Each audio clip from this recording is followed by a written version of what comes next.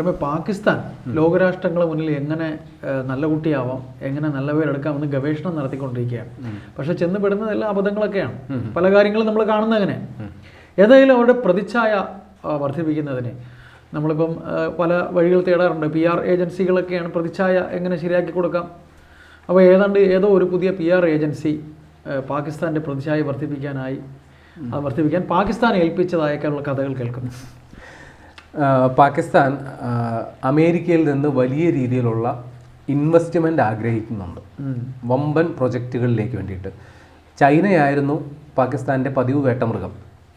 ചൈനയ്ക്കിപ്പോൾ വലിയ താല്പര്യമൊന്നുമില്ല പാകിസ്ഥാനോട്. കാര്യം കഴിഞ്ഞ കുറച്ച് കാലങ്ങളായിട്ട് പാകിസ്ഥാന് അമേരിക്കയോട് വലിയ പ്രതിപത്തിയാണ്.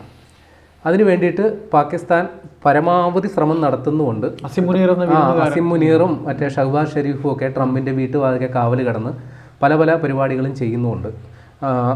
കഴിഞ്ഞ ദിവസം കുറച്ച് നാൾ മുമ്പ് ഒരു ചിത്രം വന്നു. പാകിസ്ഥാൻ്റെ സൈനിക മേധാവിയായ അസിം മുനീർ നമ്മുടെ ഈ മെഡിക്കൽ റപ്പുമാർ സാമ്പിൾ മരുന്ന് കൊണ്ടുപോകുമല്ലോ, അതേപോലെ ഒരു സൂട്ട് കേസിൽ പാകിസ്ഥാനിലെ ബലോചിസ്ഥാനിൽ നിന്ന് ശേഖരിച്ച അമൂല്യ ധാതു സമ്പത്തുക്കൾ അത് ഓരോ സാമ്പിളായിട്ട് വെച്ച് ട്രംപിനെ കൊണ്ട് കാണിക്കുന്ന ഒരു ചിത്രം കുറച്ച് നാൾ മുമ്പ് വന്നിരുന്നു. അപ്പോൾ ഇത്തരത്തിൽ പാകിസ്ഥാൻ അവരുടെ ഈ റയർ എർത്ത് മിനറൽസ് അമൂല്യ ധാതു സമ്പത്തുകൾ ഖനനം ചെയ്യുന്നതിന്, പിന്നെ അവിടുത്തെ IT ഫീൽഡ് മെച്ചപ്പെടുത്തുന്നതിന്, അവിടെ അടിസ്ഥാന സൗകര്യ വികസനത്തിന്, അതേപോലെ മരുന്ന് നിർമ്മാണത്തിനൊക്കെ വൻ നിക്ഷേപകരെ അല്ലെങ്കിൽ വൻതോതിലുള്ള സാമ്പത്തിക നിക്ഷേപം വിദേശ നിക്ഷേപം ആഗ്രഹിക്കുന്നുണ്ട്. കാര്യം അതിന് വലിയ സാധ്യതകളുണ്ട് പാകിസ്ഥാന്. കാരണം അത് ലോക ബാങ്കിൻ്റെ വായ്പ കിട്ടുന്നത് കൊണ്ട് മാത്രം നിലനിന്നു പോകുന്ന ഒരു സാമ്പത്തിക അവസ്ഥയാണ്, സമ്പദ് വ്യവസ്ഥയാണ് പാകിസ്ഥാനിലുള്ളത്. ശതകോടികളാണ് ലോക ബാങ്കിൽ വായ്പയുള്ളത്.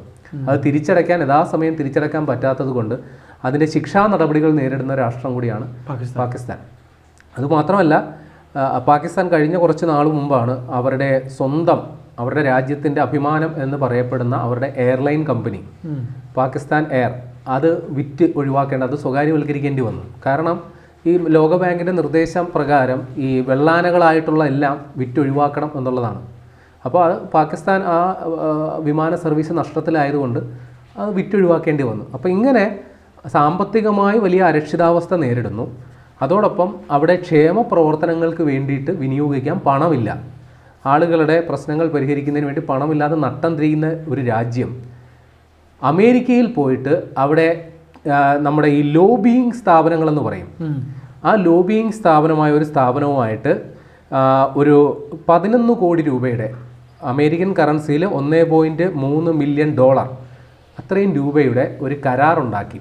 ആ കരാറ് ഏകദേശം ഒരു 2 വർഷത്തേക്കുള്ളൊരു എഗ്രിമെൻ്റാണ്. ആ കമ്പനിയുടെ പേര് Irwin Graves strategy group LLC. കഴിഞ്ഞ മെയ് 1-ാം തീയതി ആണ് ഈ കരാറ് ഒപ്പിട്ടത്. അപ്പോൾ എന്തിനു വേണ്ടി ഈ ലോബിയിങ് നടത്തുമെന്ന് പറഞ്ഞു കഴിഞ്ഞാൽ, പാകിസ്ഥാനെക്കുറിച്ച് നമുക്കൊരു ഇപ്പോൾ ഉദാഹരണമായിട്ട് മാത്രം എടുക്കുക.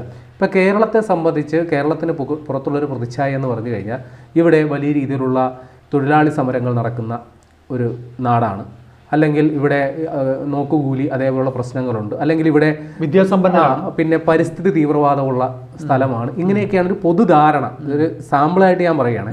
അപ്പോൾ ഈ ഒരു ധാരണ മാറ്റിയെടുത്താലേ ഇവിടെ ഒരു സ്ഥാപനം തുടങ്ങാനായിട്ട് ആളുകൾ വരും, അല്ലേ? അപ്പോൾ അതിന് വേണ്ടിയിട്ട് നമ്മുടെ കേരള സർക്കാർ ഇതേപോലുള്ള അന്താരാഷ്ട്ര വേദികളിലോ ബിസിനസ് സമിറ്റുകളിലോ അങ്ങനെയല്ല എന്ന് ബോധ്യപ്പെടുത്താനായിട്ടുള്ള ശ്രമങ്ങൾ നടത്തും.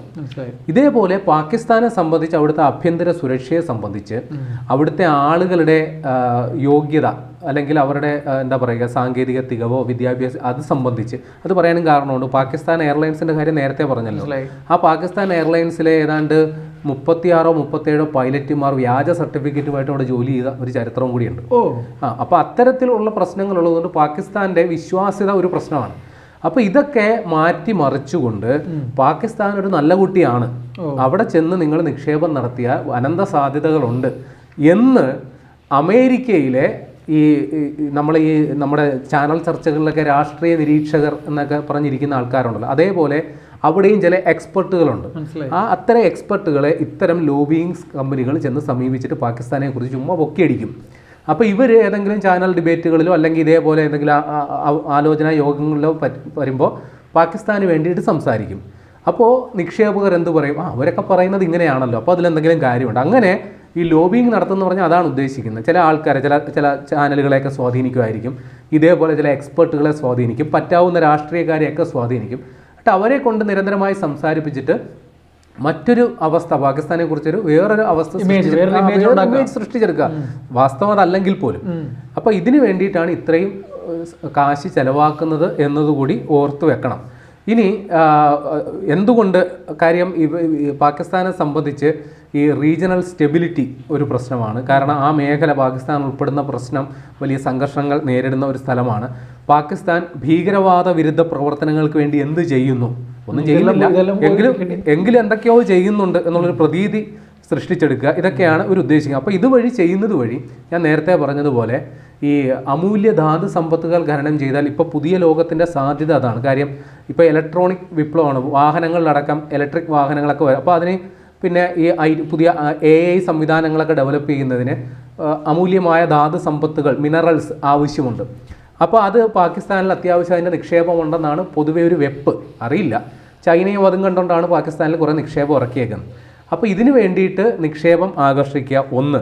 പിന്നെ പാകിസ്ഥാനിൽ കുറേ IT ഫേംസുകളുണ്ട്, അതിൽ വേണ്ടിയിട്ട് നിക്ഷേപകരെ കൊണ്ടുവരിക. നിരവധിയായ മരുന്ന് കമ്പനികളുണ്ട്, അത് പുതിയതായിട്ട് ആരംഭിക്കാനും നിരവധി ഡെവലപ്പ് ചെയ്യുന്നതിന് വേണ്ടിയിട്ട്. പിന്നെ കാർഷിക മേഖലയിൽ, അടിസ്ഥാന സൗകര്യ മേഖലയിലൊക്കെ നിക്ഷേപം കൊണ്ടുവരിക എന്നുള്ളതാണ് ഇവർ ഉദ്ദേശിക്കുന്നത്. പക്ഷേ ഇതിങ്ങനെയൊക്കെ തന്നെ ഉള്ളപ്പോഴും പാകിസ്ഥാനെക്കുറിച്ച് പൊതുമധ്യത്തിലുള്ള ഒരു ചിത്രം വലിയ രീതിയിലുള്ള മനുഷ്യാവകാശ ലംഘനങ്ങൾ നടക്കുന്ന ഒരു രാജ്യം ആയിട്ടാണ് പാകിസ്ഥാനെ കുറിച്ചൊരു പൊതുചിത്രം. പ്രത്യേകിച്ച് ബലൂചിസ്ഥാൻ, അവിടെ വലിയ രീതിയിലുള്ള സംഘർഷം നടക്കുന്നു. അവിടെ പാകിസ്ഥാൻ സേന ബലൂജികളാണെന്നുള്ള ഒറ്റ കാരണം കൊണ്ട് വംശഹത്യകൾ നടത്തുന്നു. അവരെ പ്രതിരോധിക്കാൻ വേണ്ടിയിട്ട് ഈ ബലൂചിസ്ഥാൻ വാദികൾ അവർ പാകിസ്ഥാൻ സൈന്യത്തെ വകവരുത്തുന്നു. അങ്ങനെ നിരന്തരമായ സംഘർഷങ്ങൾ നടക്കുന്നു.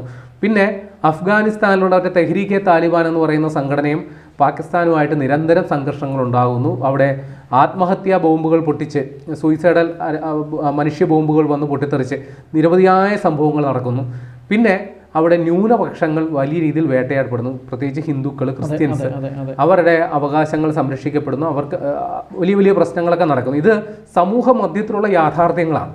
അപ്പോൾ ഇതൊക്കെ മറച്ചു വെച്ചുകൊണ്ട് പാകിസ്ഥാനിൽ അങ്ങനെ യാതൊരു പ്രശ്നമില്ല. അവിടെ നല്ല രീതിയിലുള്ളൊരു ഭരണമാണ് നടക്കുന്നത്. ഏത്?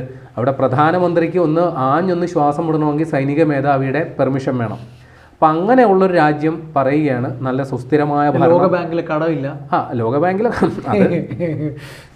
അതിപ്പോൾ എന്താ പറയുക, നമ്മുടെ ഈ ചില സിനിമയൊക്കെ റിലീസാകുമ്പോൾ പടം 8 കാശിന് കൊള്ളത്തില്ലെങ്കിലും ചില നിരൂപകന്മാർ പൊക്കി അടിച്ചങ്ങ് കൊടുക്കുമല്ലോ. അങ്ങനെ ഏതെങ്കിലും പാവപ്പെട്ടവന്മാർ പോയിരുന്ന് കണ്ട് അവർ ഉള്ള കാശ് പോയെന്ന് വിലപിക്കുക. ഏതാണ്ട് അതേ അവസ്ഥയിലാണ് പാകിസ്ഥാനെക്കുറിച്ച് ഇങ്ങനെ ഒരു വ്യാജ പ്രതിച്ഛായ നിർമ്മിതി. അപ്പോൾ ഇത് ഇപ്പോഴിങ്ങനെ തുടങ്ങിയതല്ല, മുമ്പും ചെയ്തിട്ടുണ്ട്. എന്ന് വെച്ചാൽ ഇത് പാകിസ്ഥാൻ മാത്രമേ ചെയ്യുന്നുള്ളൂ എന്നൊരു ധാരണ വേണ്ട. എല്ലാ രാജ്യങ്ങളും, വിദേശ നിക്ഷേപം ആഗ്രഹിക്കുന്ന എല്ലാ രാജ്യങ്ങളും ഈ പരിപാടി നമ്മുടെ രാജ്യവും ചെയ്യാറുണ്ട്. പക്ഷേ ചെയ്യുന്നതിന് എന്തെങ്കിലും ഒരു അടിസ്ഥാനം വേണം. പ്രശ്നം ഇത്രയും നിൽക്കുമ്പോൾ അതായത് പാകിസ്ഥാനെ കുറിച്ച് പൊതുമധ്യത്തിൽ നിലവിൽ പുറത്തു വരും. ഇപ്പോൾ ഇന്റർനെറ്റ് യുഗമാണല്ലോ, വെറുതെ ഒന്ന് ഗൂഗിൾ ചെയ്താൽ നോക്കിയാൽ കിട്ടുന്ന വിവരങ്ങളാണ്. അപ്പോൾ അതൊക്കെ ഉള്ള യാഥാർത്ഥ്യങ്ങളെ ഉള്ളപ്പോൾ തന്നെ അതൊന്നും അല്ല എന്ന് ഒരു വ്യാജ പ്രതിച്ഛായ എത്രത്തോളം വിജയിക്കാനാണ്? ഒരിക്കലും വിജയിക്കാൻ പോകുന്നില്ല. അതായത് ഈ മറ്റേ ഹാർപ്പിക്കിൻ്റെ ഒക്കെ പരിസ്ഥിതി പറയുമല്ലോ, 99 കീടാണുക്കൾ നശിച്ചാൽ ഒരാൾ രക്ഷപ്പെടുമല്ലോ. അങ്ങനെ ഏതെങ്കിലും ഒരാൾ ഇതേപോലൊരു ആൾ ചെന്ന് അവിടെ ചെന്ന് ചാടി കൊടുക്കുമായിരിക്കും തീർച്ചയായിട്ടും.